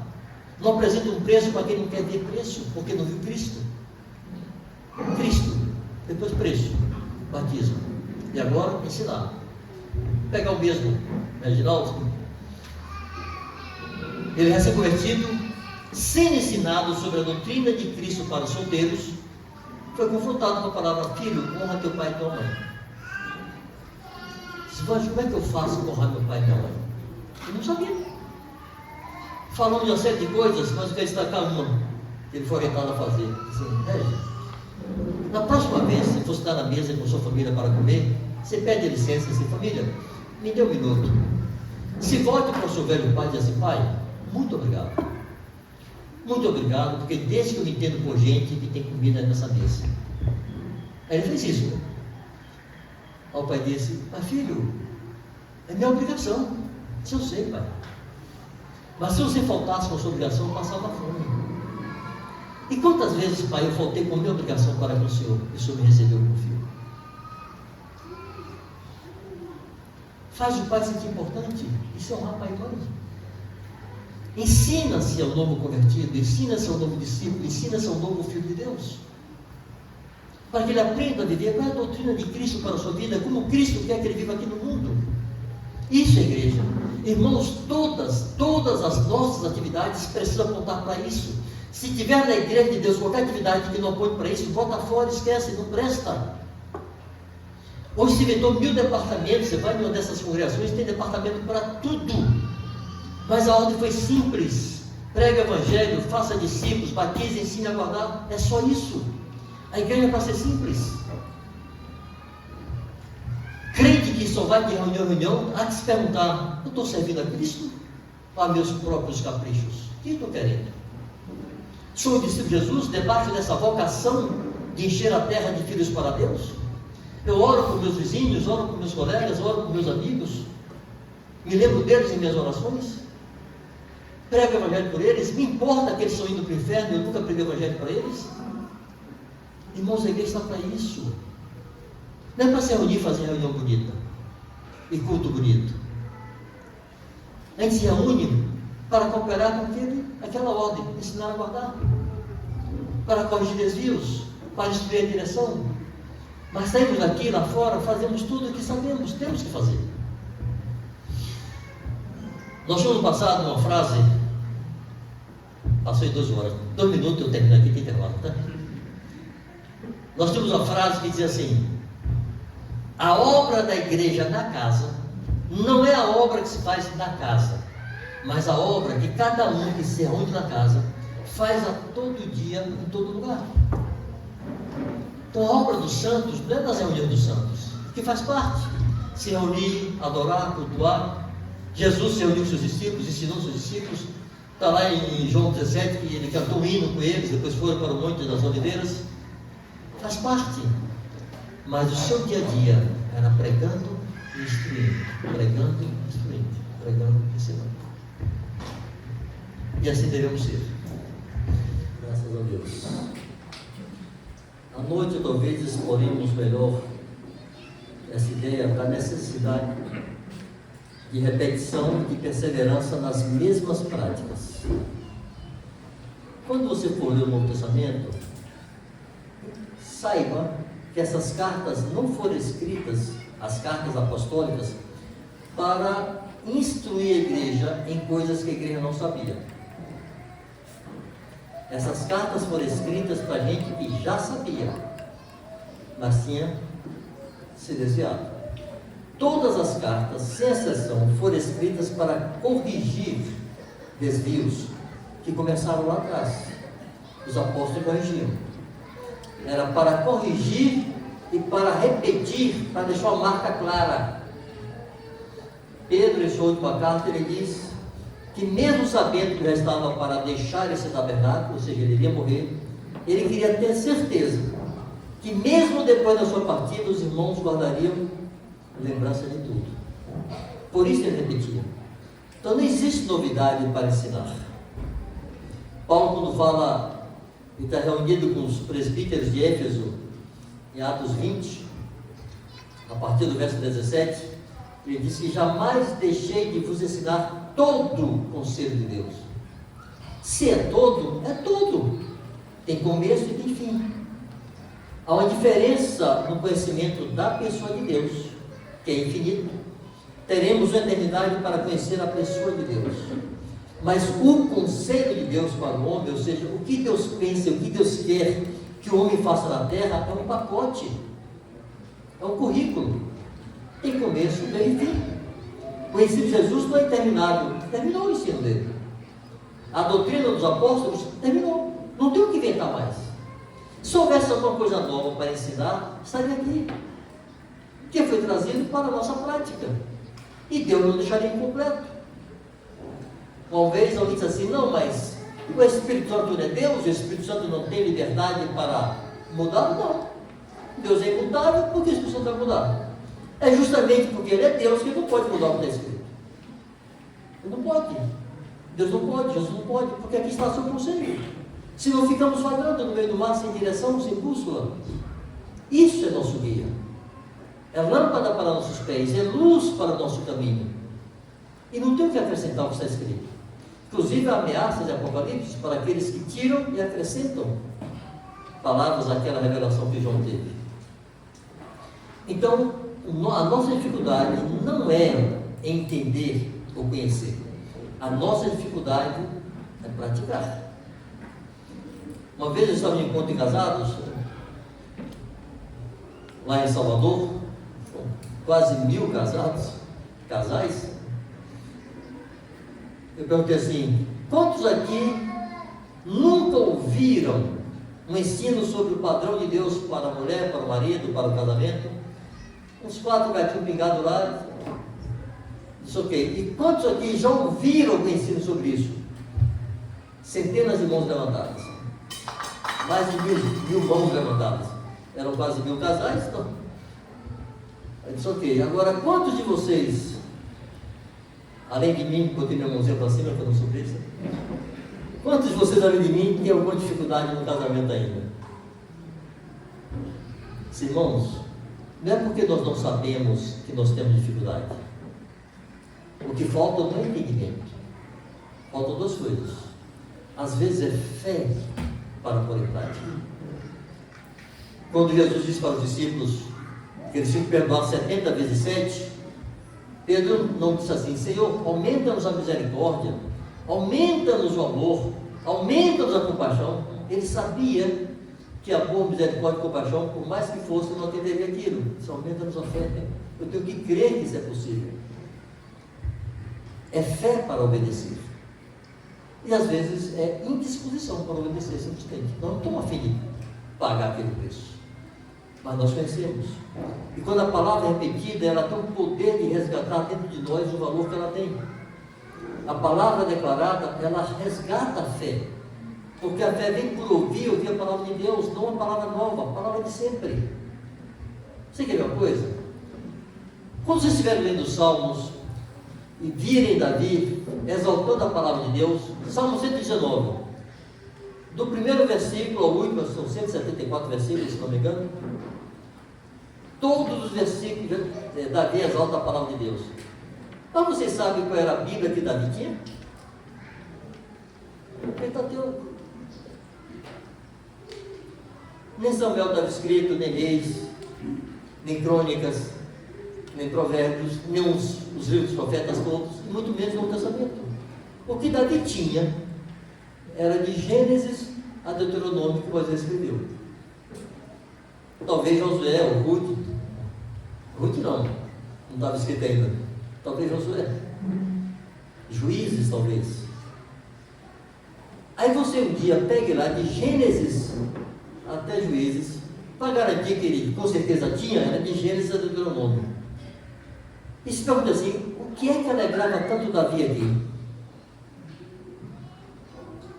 Aquilo Davi chamava de palavra de Deus.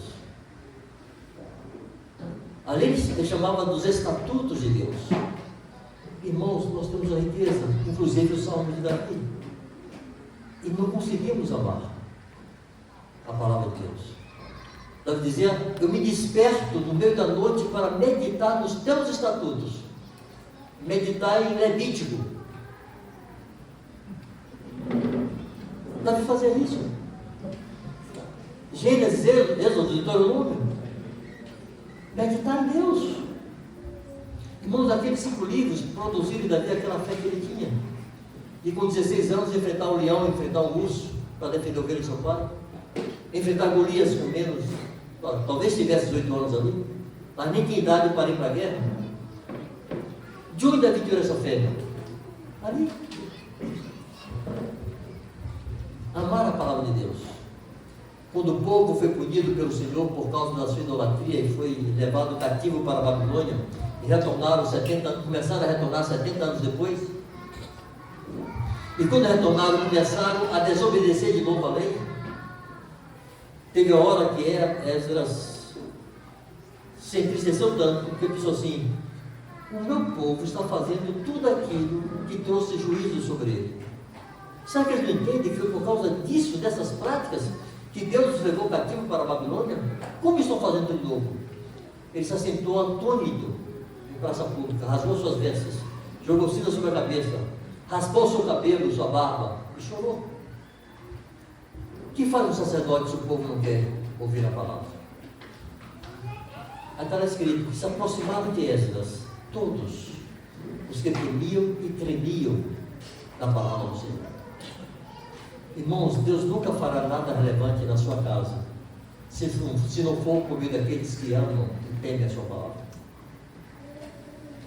Precisamos reaprender a amar a Deus, reaprender a nos deixar julgar pela palavra de Deus, nos deixar discernir pela palavra de Deus, nos deixar corrigir pela palavra de Deus e nos deixar consolar pela palavra de Deus. Amém? Amém.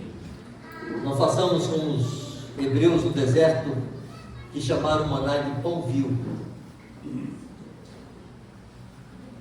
Preferiram voltar ao Egito a ser escravos, a verem seus filhos serem lançados no Nilo para serem devorados pelos crocodilos, porque foram mandar todos os meninos, homens que nascessem, as parteiras matavam ao nascer. Separe seu filho, a parteira quebra o pescoço dele, porque era um homem. E há registros de que alguns eram registros históricos, não bíblicos, de que eram lançados ao Nilo para serem devorados pelos crocodilos. Esse povo preferiu voltar para esse estado a comer o pão que lhe era oferecido no deserto. Quantos filhos de Deus têm preferido voltar ao mundo, à escravidão do pecado, porque se chateou na igreja? Alguma coisa não gostou? Volta para o mundo. Mas aquele povo que chamou o maná, que era um milagre diário, e conviu, a primeira vez que o maná caiu, eles se estapearam, se morderam para pegar mais. Deus disse: fiquem tranquilos, gente, amanhã vai ter de novo. Mas eles estavam famintos. A alma faminta, a alma farta pisa o favo de mel, mas ao faminto toda amargo é doce, diz a Bíblia. Eles estavam famintos e agarraram aquele pão, guardaram em casa, aí criava mofo, né? Mas no dia seguinte de novo. Eles se acostumaram a ter todo dia. É um milagre diário. Aí teve esse milagre, né? Acontece todo dia. Nós temos a habitação do Espírito todo dia. Nós temos o pão todo dia. Mas tem esse milagre. Tem que ser a palavra revelada de Deus, vira um livro que a gente despreza. Porque estamos fartos, barriguinha cheia. Tem YouTube, tem livro, tem Bíblia, tem reunião. Claro que eu quero isso. E em nosso coração voltamos ao Egito. Quando eles se acostumaram, disseram: nos deixa comer esse pão vil. No primeiro dia faltaram se matar para comer daquele pão, mas agora virou um pão vil. Então a palavra de Deus se renova, irmãos. Amém. Precisamos recuperar o amor por ela. De uma maneira simples, viu? Vá se deixando medir por ela. Ela diz isso: sabe o que eu estou fazendo? Fazendo assim. Ela vai corrigindo. Mas se nós a esquecemos, nós não somos mais medidos por ela. E fica a nossa própria cabeça dizendo a referência de vida que temos que ter, nossos próprios hábitos, costumes e convicções pessoais. Mas amém, vamos adiante. Quando Paulo escreve à igreja de Éfeso, capítulo 1, a partir do verso 15, no verso 16, eu vou ler do 16 ao 19, ele diz assim: não cesso de dar graças por vós, fazendo menção de vós nas minhas orações. Agora vamos ver qual era o conteúdo da oração de Paulo. O que Paulo orava pela igreja? O que estava no coração dele? Lembremos, irmãos, que naquele tempo tinha gente desempregada, tinha gente doente, tinha gente presa, gente perseguida, tinha tribulação, tinha tudo. Mas Paulo não ora por alívio nem por socorro. A primeira e principal oração dele era: para que o Deus de nosso Senhor Jesus Cristo, Pai da glória, vos conceda espírito de sabedoria e de revelação no pleno conhecimento dele. Paulo sabia que se a igreja não tivesse revelação dessas verdades, ela não cumpriria. E aí era malhar em ferro frio. Vocês entendem a frase malhar em ferro frio? Antigamente os ferreiros, que faziam espadas, faziam ferramentas, faziam facas, faziam ferraduras, tudo que é instrumento de ferro, os ferreiros fabricavam. Como é que eles faziam? Com uma tenaz, com um alicate grande, forte, eles seguravam uma barra de ferro, colocavam na fornalha, até ficar em brasa, depois botava sobre a bigorna, pegava uma marreta, ia dando forma, dando aquele formato que queria.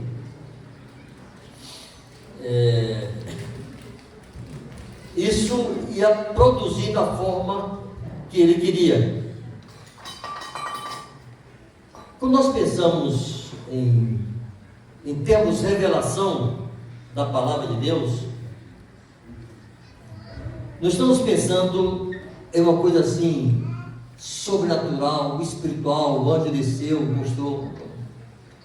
Revelar é descobrir.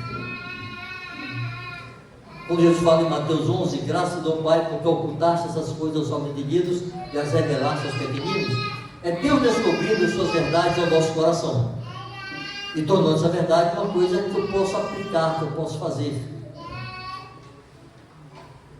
Então, para que o Deus nosso Senhor Jesus Cristo, o Pai da Glória, vos conceda espírito de sabedoria e de revelação no pleno conhecimento dele, iluminados os olhos do vosso coração, para saberdes com a esperança do seu chamamento, com a riqueza da glória da sua herança dos santos, com a suprema grandeza do seu poder, para conseguirmos, segundo a eficácia da força do seu poder.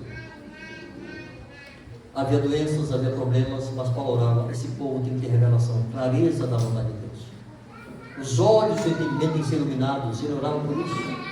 E nós devemos orar pela igreja, quem discipula, orar pelos seus discípulos, para que essa revelação venha, esse entendimento venha, e isso se torne uma verdade que nós podemos praticar, e não apenas um consentimento mental, um assentimento mental, uma concordância mental, mas uma verdade prática em nossa vida.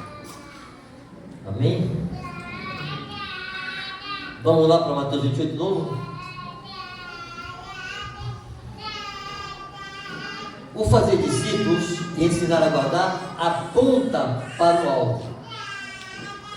Ensinar a guardar tudo aquilo que ele ordenou. Quando nós conseguimos guardar tudo que ele ordenou, qual vai ser o resultado? Nós seremos parecidos com ele.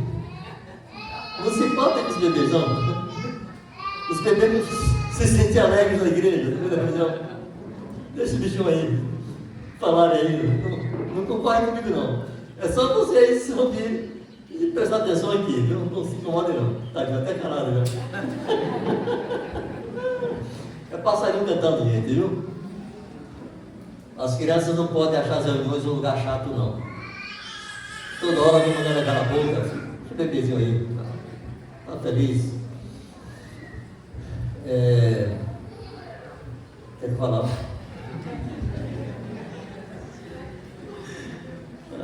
Me desviei aqui e me esqueci.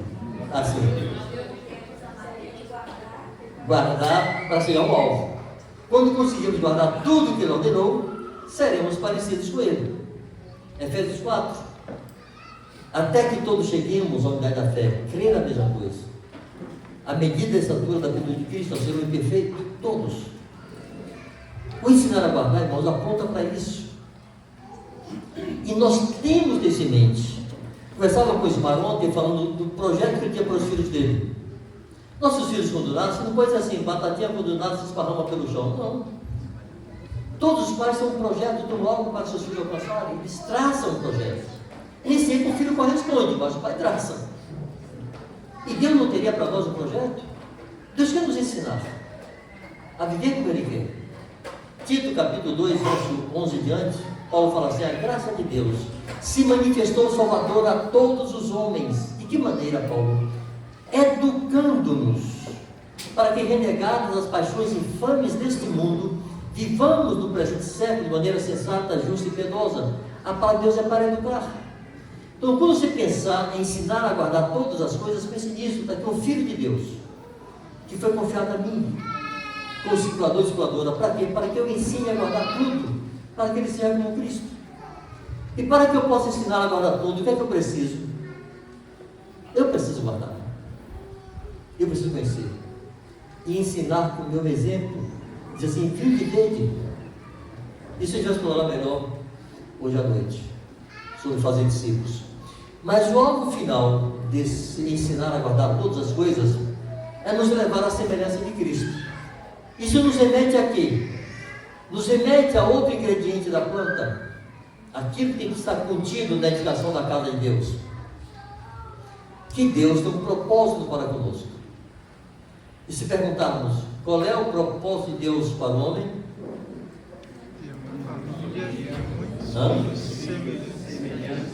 Isso, vamos falar confiança. O propósito de Deus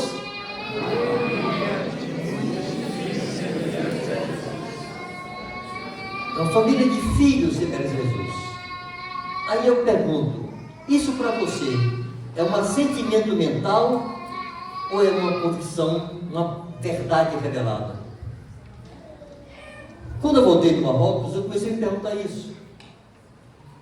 Porque eu vivi com um povo que tinha pouco acesso à palavra, uma igreja cheia de deficiências. Eu voltei para cá e disse, isso que eu tentava ensinar lá, e que vou voltar a ensinar aqui no Brasil, é a minha verdade? Será que eu quero ser parecido com Jesus? Aí de novo me lembrei do Reginaldo, né, o primeiro discípulo. Ele disse assim, Regi me conhece há quase 30 anos, 20 e tantos anos. Quando ele me procurou, parecia um menino buscando um guru, cheio de admiração para ouvir. Mas hoje, passados quase 30 anos, ele já é um homem adulto, casado, como é que ele me olha? Será que ele olha para mim e diz assim, não, vamos de assim mesmo, você sabe que é evangelho, né? Ele ficou, mas vamos ter paciência com ele, porque ele é assim mesmo. Como dizia minha avó, tem uns nomes pelas costas aí que ninguém desata, então. Ou ele continua olhando para mim e diz assim, eu quero ser como este homem. Se ele não diz isso, significa que eu não continuaria andando na direção do alvo, que é ser como Jesus. Eu disse assim, minha esposa, no dia a dia comigo, será que alguma vez ela pensa assim, meu marido fez igual a Jesus? Ou nunca minha vida lembra Jesus para ela? Mas ela está casada comigo há 46 anos. E está ouvindo isto há 44 anos. 46 é de relacionamento, né? Há 44 anos casada. E ouve essa história de propósito de Deus desde 88. São quase 40 anos. 37 anos. E ela me ouve falar disso há 37 anos. Deus quer que nós sejamos como Jesus. Ela olha para mim assim e eu nunca lembro Jesus para ela. Algo está errado. O meu discurso permanece o mesmo. Há um assentimento mental. Mas minha vida corresponde a essa perseguição ao alvo para ser parecido com Cristo? Ou é um discurso? Meus filhos conviveram comigo o tempo inteiro ali até se casarem. Será que meus filhos, lendo a Bíblia, ouvindo a história de Jesus, sabe? Isso que Jesus fez, meu pai faz também. Será que alguma vez eles dizem isso ou eles nunca lembram disso? Vocês percebem, irmãos? Que não é suficiente que Deus queira que eu seja como Jesus. Eu preciso querer ser como Jesus.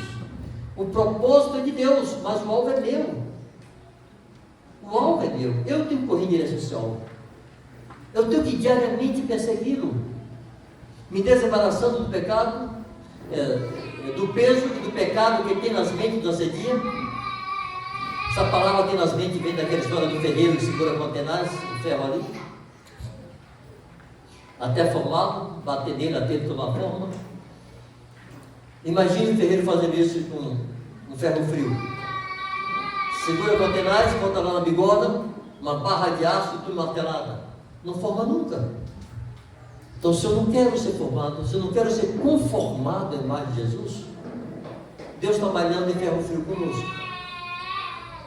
Mas se eu quero ser como Jesus, Ele me bota na fornalha e depois me dá a forma que Ele quer. Eu preciso querer. Entendermos que essa palavra, ensinando a guardar, aponta para isso.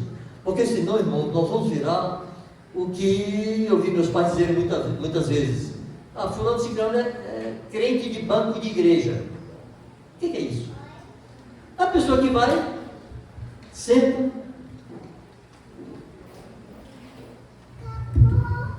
ouve, acha bonito, vai embora, e acabou-se.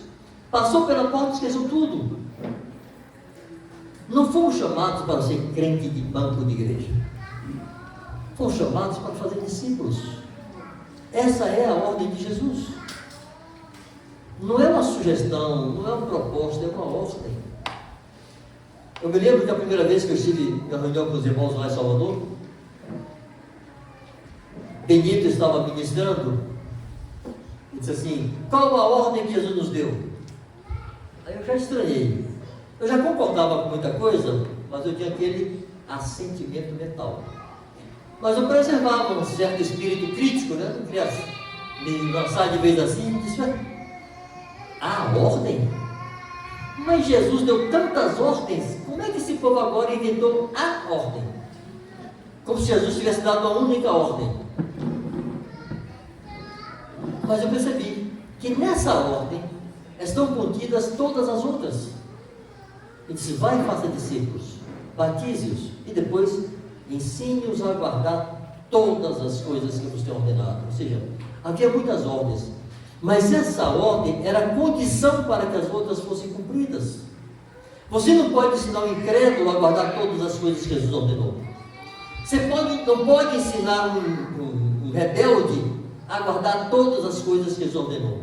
Você só pode ensinar um discípulo, alguém que creu em tudo que Jesus fez, tudo que Jesus é, e se entregou a Ele para ser governado por Ele. Então essa pessoa, ela quer obedecer, só não sabe como. Aí você ensina. O ensinar a guardar, irmãos, é como botar um volante no carro. Imagina um carro aí, desses de última geração, direção elétrica, você move com o dedo até, né?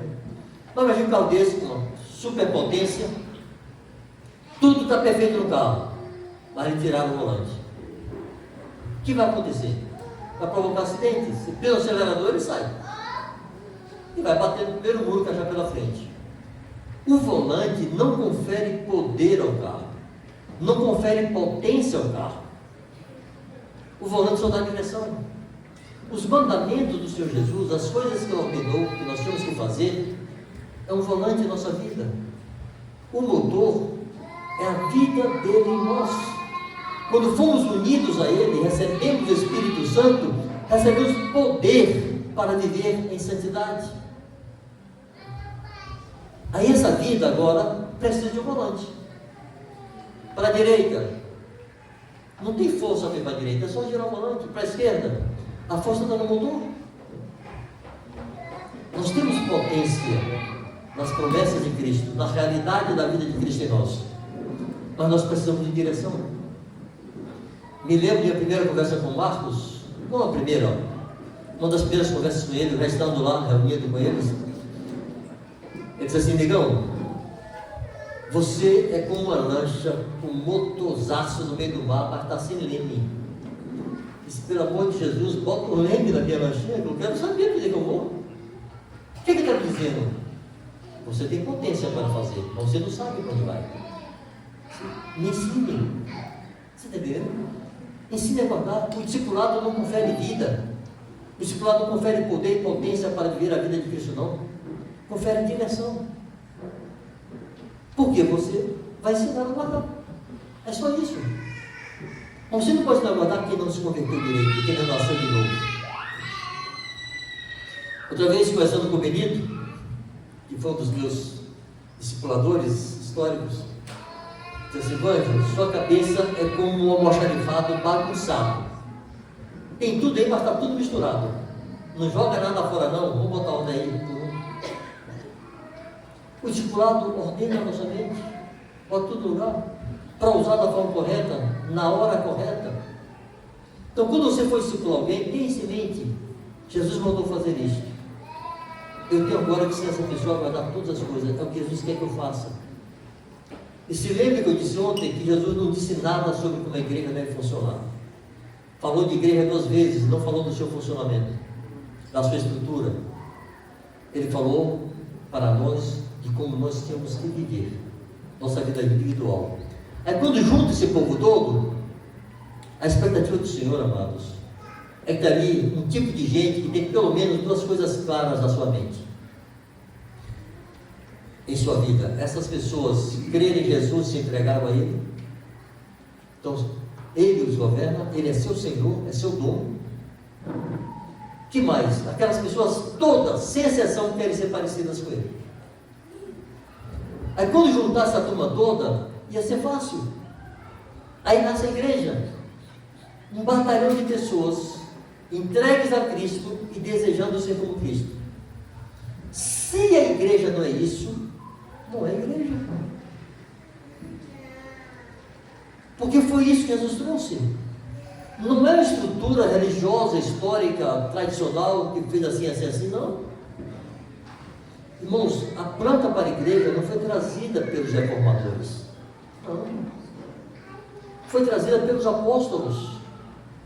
Eu tenho imensa gratidão aos reformadores, porque eles acenderam a lanterna no meio da escuridão total. O catolicismo dominava tudo. Ninguém tinha a Bíblia na mão. Eles traduziram a Bíblia para o inglês, para o alemão. Gutenberg descobriu a imprensa, né? A Bíblia foi o primeiro livro impresso, começou a ser distribuído para o povo todo. Eles trouxeram a verdade, o acesso à verdade de volta. Preservaram uma série de equívocos. Para mim são heróis, são gigantes. Não sei se conseguiram fazer um milésimo do que eles fizeram, mas eles apenas acenderam a luz. E Deus, a partir deles, começou a resgatar as verdades que estavam soterradas pela tradição histórica, a verdade que os apóstolos trouxeram. Então nós temos que ir lá atrás, na ordem de Jesus e na planta que os apóstolos estabeleceram, e imitá-los no que eles fizeram, no que eles mandaram fazer. Amém? Amém. Faça o exercício. Nisso de ensinar a guardar todas as coisas que nos ordenou. 2 exercícios. Primeiro se pergunta: de tudo que Jesus ordenou, o que é que eu sei? Que eu não posso guardar o que eu não sei. Só posso guardar o que eu sei. Do que ele ensinou, o que é que eu sei? Bom, se eu não sei, então se impõe a disciplina e descobrir como? Lendo os evangelhos, ou os 4 relatos do evangelho. O evangelho é só um, né? São 4 relatos, 4 pessoas, mas é o evangelho de Jesus. Mas a ler, se deter. Fala assim, ó, ou pega um caderninho, ou quem gosta de informática, aí um bloco de notas, ou simplesmente sublinhe na sua Bíblia com cor específica todas as ordens de Jesus. E dou ordens assim. Você vai ver as ordens que ele deram. Vocês vão ver que tem um limite. Não são 1000 ordens. Não, não. Aí diz assim: como é que é isso para mim? Segundo exercício. Faça a pergunta que eu me fiz em 2010. Eu quero mesmo ser como Jesus? Eu estou facilitando a vida de Deus de me conformar à imagem de Cristo? Ou estou complicando porque eu quero mesmo fazer a minha vontade? Amém? Faz parte dessa planta de edificação da igreja. Ouvir o que Jesus disse, crer em Jesus, se entregar a Jesus, ser batizado em Jesus, como fomos, e agora saímos fazendo isso, pregando o Evangelho para que as pessoas creiam, batizando as pessoas que creram e se arrependeram, e ensinamos a guardar tudo, e dizendo aquelas pessoas que assim como nós queremos ser como Jesus, elas devem querer também. Eu vou ensinar dizendo assim, irmãos: quando nós pregamos esse Evangelho, falamos do reino de Deus, do governo de Cristo absoluto, Ele é Senhor, e falamos que o propósito de Deus é que sejamos como Jesus, e o nosso alvo é ser como Jesus, a pessoa que se converte vem para cá esperando isso. Pegar aqui o Nicolas ouviu o Evangelho do Reino.